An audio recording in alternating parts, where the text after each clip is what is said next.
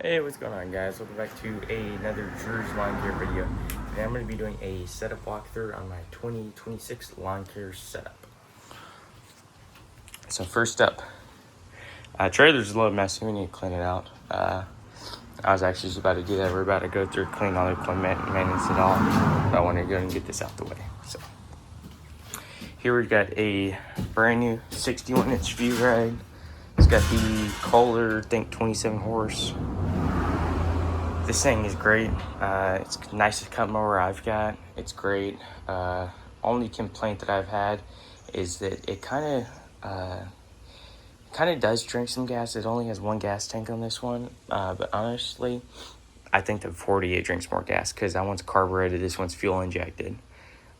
So it's questionable, but so far no issues with this mower. This mower's been great. We just have had horrible luck with tires. Then back here, we've got the V-Ride 48, which we got brand new last year. This one has 354 hours. Let me check out what this one has. This one's got 50 hours. This one we got not even like 2 months ago. This one we got last July. But this thing's been pretty good. It had a engine replacement at like 100 hours. I guess they had a factory defect, which was kind of frustrating. We've also noticed that these hoses, this hose right here, likes to pop out even if we don't fill it up to this F line like they say. It's super weird. More tire issues with this. It's non-stop plugging. I'm pretty sure they were bad from the factory, so that's pretty frustrating. But we'll probably get twills soon, so leave down in the comments if you guys like twills or not. Right here, we've got a Skag 32, which we got in December. This one's been pretty good. It actually just had its first issue. The clutch got messed up, and then it chewed up a bunch of the wires on the PTO. So I just had all that fixed, but that was all covered under warranty. It's got the Vanguard 23.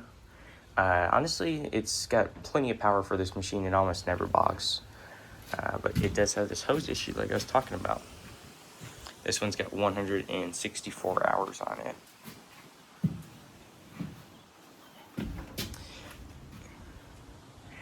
And then, as you can tell in the trailer, we have all three V-Rides. But we also have a backup 32, which I just got last week.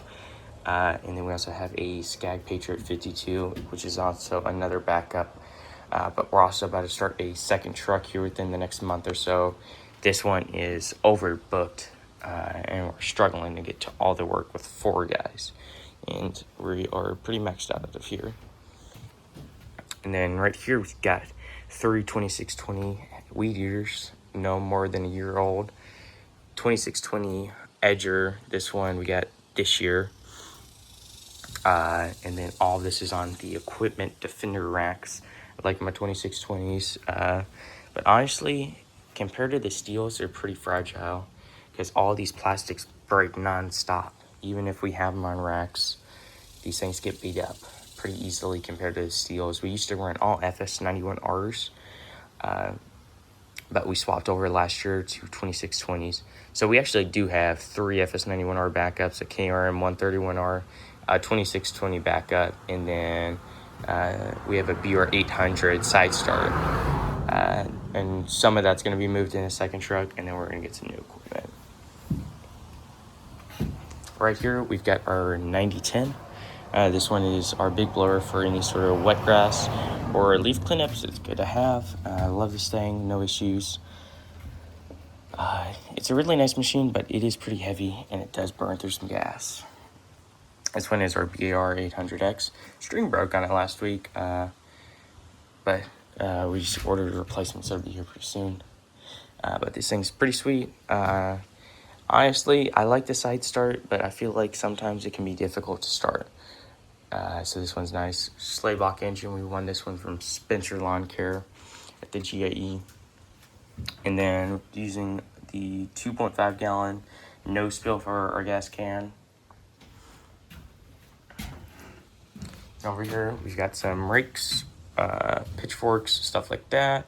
And we have our 4.5 gallon electric backpack sprayer that we use for Roundup. Works pretty good. I highly recommend getting an electric sprayer. It's very much so worth it.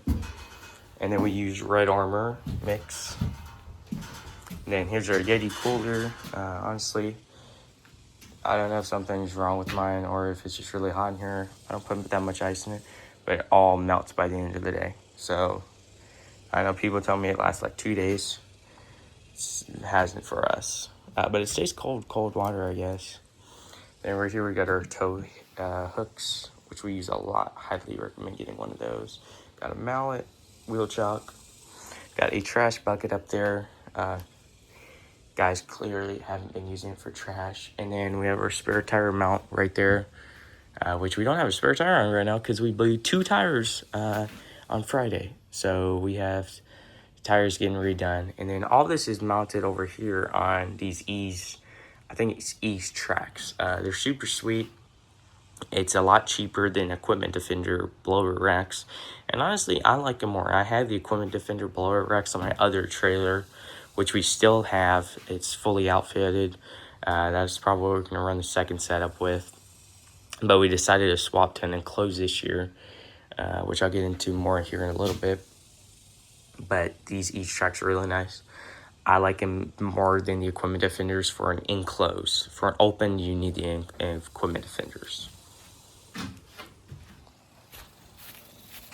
So the trailer itself is a 2026 Stallion 16-foot trailer.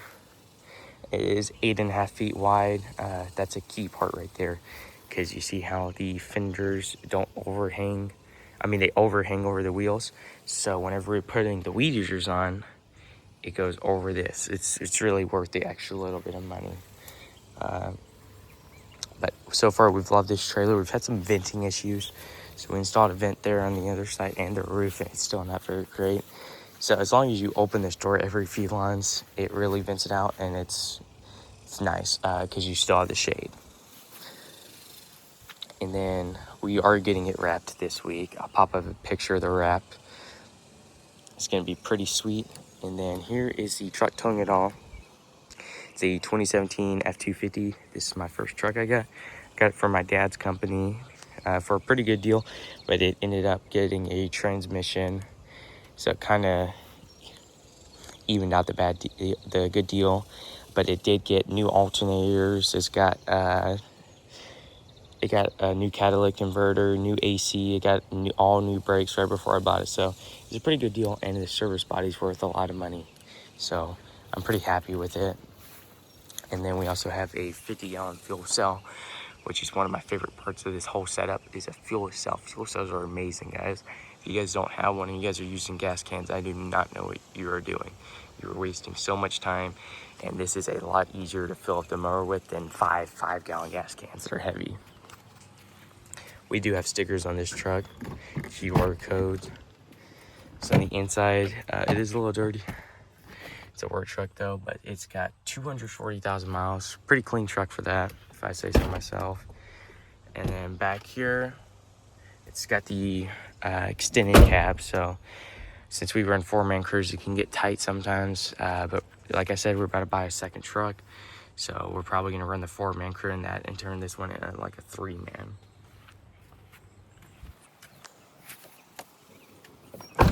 For work trucks, we keep it simple. We just get XLs.